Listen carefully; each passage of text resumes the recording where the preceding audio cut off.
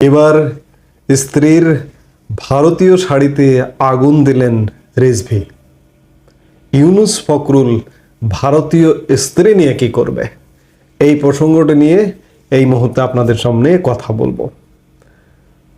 খবরে প্রকাশ গতকাল বৃহস্পতিবার 5 নভেম্বর বিএনপির সিনিয়র যুগ্ম মহাসচিব রুহুল কবির রিজভী ব্যাগে করে বাসা থেকে তার স্ত্রীর একটি ভারতীয় শাড়ি নিয়ে এসে প্রকাশ্যে রাজপথে আগুন ধরিয়ে পুড়িয়ে দিয়েছেন।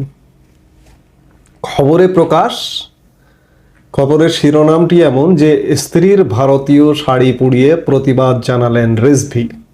বিস্তারিত খবরে বলা হচ্ছে, স্ত্রীর ভারতীয় শাড়ি আগুনে পুড়িয়ে দেশটির অগ্রাসনের বিরুদ্ধে প্রতিবাদ জানিয়েছেন বিএনপির সিনিয়র যুগ্ম মহাসচিব রুহুল কবির রিজভী।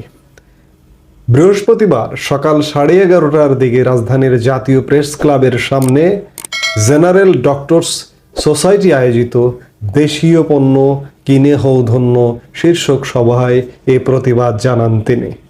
একই সঙ্গে ভারতীয় পণ্য বর্জন করে দেশীয় পণ্য ব্যবহারকে উৎসাহিত করার ডাক দেন রিজভী।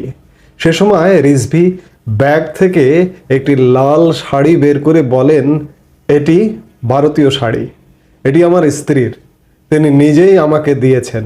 আজ আমি এই শাড়িটি আপনাদের সামনে ছুড়ে দিচ্ছি।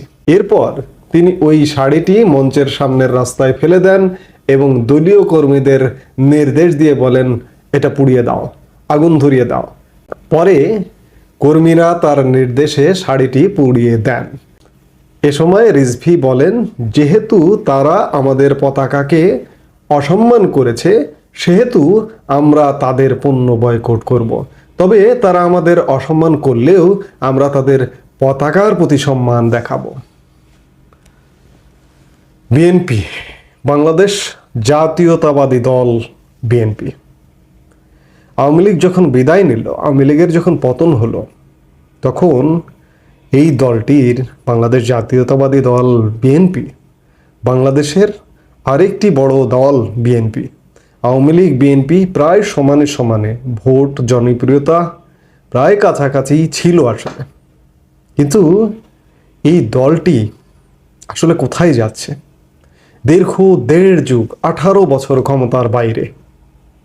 আওয়ামী লীগ বিদায় নেবার পর এই দলটির ক্ষমতায় যাবার সমূহ সম্ভাবনা ছিল, কিন্তু এই দলটি দিনকে দিন ক্ষমতা থেকে দূরে চলে যাচ্ছে। এই দলটি ফাঁদে পা দিয়েছে। কার ফাঁদে? স্বাধীনতা বিরোধী জামাত গঙের ফাঁদে পা দিয়েছে। কারণ বিএনপির যে জনপ্রিয়তা, সেই জনপ্রিয়তাকে ধ্বংস করবার যে একটি ষড়যন্ত্র চলছে, বিএনপির নেতৃবৃন্দ তা বুঝতে পারছে না। এই যে ভারত বিরোধিতায় নেমেছে, অথচ এই বিএনপি ভারতকে আঁকড়ে ধরবার জন্য এমন কোনো কাজ নেই যা করেনি। বিএনপি হচ্ছে এমন, 2014 সালের নির্বাচনের আগে পরে ভারতকে তোষণ করেছে। একাধিকবার ভারতে গেছে, তারা ভারতের সাথে তোয়াজ করবার চেষ্টা করেছে এবং বলেছে যে ভারতের স্বার্থবিরোধী এমন কোনো কর্মকাণ্ড বিএনপি করবে না। ঠিক তেমনিভাবে 2018 সালের নির্বাচনেও ভারত তোষণ নীতি গ্রহণ করেছিল বিএনপি এবং ভারতের কাছে একটা স্পেস চাইছিল, যে কোনোভাবে ভারত যেন স্পেস দেয়। আপনারা একটা ছবি যদি দেখেন, সাম্প্রতিক সময়ে ছবিটি ভাইরাল হয়েছিল এবং বলা হচ্ছিল যে এটি অতি সম্প্রতি বিজেপির অমিত শাহর সাথে বিএনপি নেতা আমির খসরু মাহমুদ চৌধুরীর বৈঠকের। কিন্তু এটি 2018 সালের একটি ছবি, যে ছবিতে আমির খসরু মাহমুদ চৌধুরী এবং নিতাই রায় চৌধুরীরা এমনভাবে দাঁড়িয়ে আছেন এবং অমিত শাহ বসে এমন তুচ্ছতাচ্ছিল্যের স্টাইলে বসে আছেন যে মনে হচ্ছে যেন জি হুজুরের দেশে আমির খসরু মাহমুদ চৌধুরী এসছেন। আমি আপনাদেরকে ছবিটি একটু দেখাই, আপনারা ছবিটি দেখুন। এই যে স্ক্রিনে দেখতে পাচ্ছেন যে ছবিটি, এই ছবিটির কথাই বলছি। তো যেটি বলছি যে বিএনপি এমন কোনো চেষ্টা নাই যে ভারত তোষণ নীতি করেনি। বিজেপির নেতারা বলতে পারবে, কংগ্রেসের নেতারা বলতে পারবে, এগুলো এখন তাদের প্রকাশ করা উচিত যে বিএনপি কতটা তোয়াজ করতে গেছে ভারতকে। যখন ভারতের কাছে পাত্তা পায়নি তখন বিএনপি ভারত বিরোধিতা শুরু করে দিয়েছে। এই যে সাম্প্রতিক সময়ে ভারত বাংলাদেশ ইস্যু, ভারতের জনগণকে এতটা সংক্ষুব্ধ হতে আগে কখন দেখিনি। বাংলাদেশের স্বাধীনতা যুদ্ধের ইতিহাসে এত বছর পরে 53 বছরে ভারতের জনগণকে অন্ততপক্ষে বাংলাদেশের বিরুদ্ধে দাঁড়াতে কখনো দেখিনি। ভারতের জায়গায় জায়গায় সমাবেশ, আমাদের বাংলাদেশের দূতাবাসে হামলা, আমাদের জাতীয় পতাকা পোড়ানো, এমন পরিস্থিতি কিন্তু ভারতের জনগণকে কখনো দেখেনি। কিংবা ভারত সরকারও সরাসরি এই ধরনের কর্মকাণ্ড করেনি, কিন্তু এবার করছে। কেন করছে আমরা সেই প্রেক্ষাপটটা তৈরি করেছি। এবছরের 7 জানুয়ারি একটি একতরফা নির্বাচন করেছিল আওয়ামী লীগ। সেই নির্বাচনের পর থেকে বিএনপি এবং অন্যান্যরা ভারত বিরোধিতা তুঙ্গে নিয়ে গেছে। সেই জানুয়ারি ফেব্রুয়ারি মার্চ মাসের দিকেই ভারত বিরোধী, ভারতীয় পণ্য বর্জন এসব ডাক দিয়েছে। এমনকি এই যে রিজভী আহমেদ সম্ভবত গত মার্চ মাসে, আজকে যেমন শাড়ি পরালেন স্ত্রীর, ঠিক তেমনি গত মার্চ মাসে তিনি তার গায়ের চাদর পুড়িয়ে ভারতীয় পণ্য বর্জনের ডাক দিয়েছিলেন। এবং সেই সময় দেখুন বিএনপির চরিত্রটা দেখুন, যে সেই সময় বিএনপির অনেক নেতা রিজভী আহমেদের এই কর্মকাণ্ডকে সমালোচনা করেছিলেন যে ভারত ক্ষুব্ধ হবে। এই ক্ষুব্ধ হবার ভয়ে সমালোচনা করেছিলেন।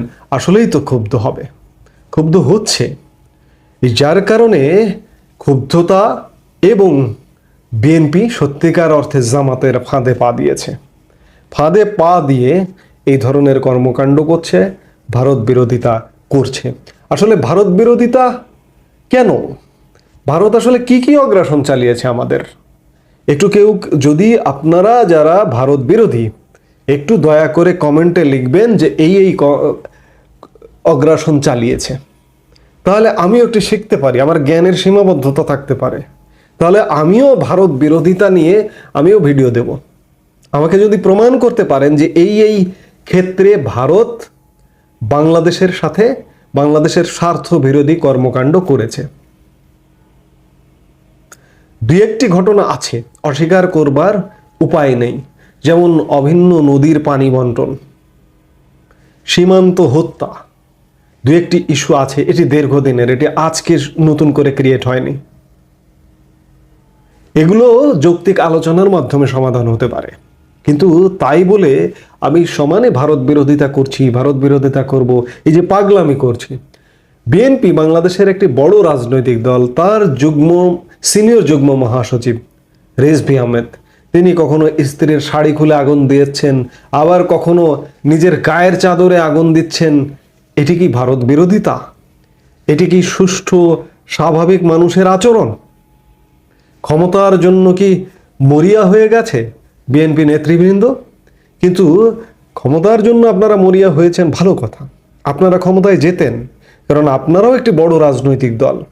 কিন্তু আপনারা জামাতের ফাঁদে পা দিয়ে আপনারা দিনের পর দিন জনবিচ্ছিন্ন হয়ে যাচ্ছেন। বাংলাদেশের মানুষ তো ক্ষুব্ধ হচ্ছেই, সেই সাথে সারা পৃথিবীকে ক্ষুব্ধ করছেন। সারা পৃথিবী ছাড়া কি চলতে পারবেন না। তো যেই মুহূর্তে রিজভী আহমেদ বলছেন বা তার স্ত্রীর শাড়িতে আগুন দিচ্ছেন, তাহলে আমার প্রশ্ন, আমাদের যাদের ভারতীয় স্ত্রী আছে তাদের কি হবে? স্ত্রীকে পুড়িয়ে দেব? মোহাম্মদ ইউনূসের স্ত্রী ভারতীয়, বর্ধমানের মেয়ে। মির্জা ফখরুল ইসলাম আলমগীরের স্ত্রী ভারতীয়, তিনিও সম্ভবত বর্ধমানের মেয়ে। আপনি অনেকের সাথে ভারতীয় সংযোগ আছে। আমার বাবা বাংলাদেশি, আমার মা ভারতীয়, আমি কি আমার মাকে পুড়িয়ে দেব? তাহলে উপায় কি? আসলে এগুলো পাগলামি ছাড়া কিছু না। ভারতীয় পতাকা প্রথম আমরা অবমাননা করেছি, ভারতীয় পণ্য বর্জনের ডাক প্রথম আমরা দিয়েছি।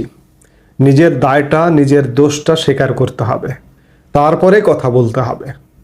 আমার পতাকা সেখানে পুড়িয়েছে, আমার হৃদয়ে রক্তক্ষরণ হয়েছে। ভারতীয়রা আমার পতাকা কেন পোড়াবে? আমার এই পতাকা অর্জনের পেছনে তো ভারতীয়দের অবদান আছে, সেই অবদানকে অস্বীকার করলে কি হবে? মাত্র 13 দিনের যুদ্ধে ভারত যেদিন থেকে যুদ্ধ শুরু করেছে 3 ডিসেম্বর থেকে 16 ডিসেম্বর বিজয় নিশ্চিত করেছে, এই পতাকাটা অর্জন করে দিয়েছে। সেই পতাকা ভারতীয় কোনো জনগণ, ভারতীয় কোনো মানুষ পোড়াতে পারে আমি এটি বিশ্বাস করি না, কিন্তু পুড়িয়েছে। পোড়ানোর মতো পরিস্থিতি আমরা তৈরি করেছি, কারণ এই পতাকার উপরে ভারতের জনগণেরও শ্রদ্ধা আছে। ভারতেরও প্রায় 1600 সৈন্য আমাদের এই পতাকা অর্জনের পেছনে শহীদ হয়েছেন। বাংলাদেশের মাটিতে তাদের রক্তের দাগ লেগে আছে। সেই ভারতীয়রা আমার পতাকা পোড়াতে পারে না। আমি তাদের পতাকা অবমাননা করেছি বলেই তারা আমার পতাকা পুড়িয়েছে। দায়টা আমার।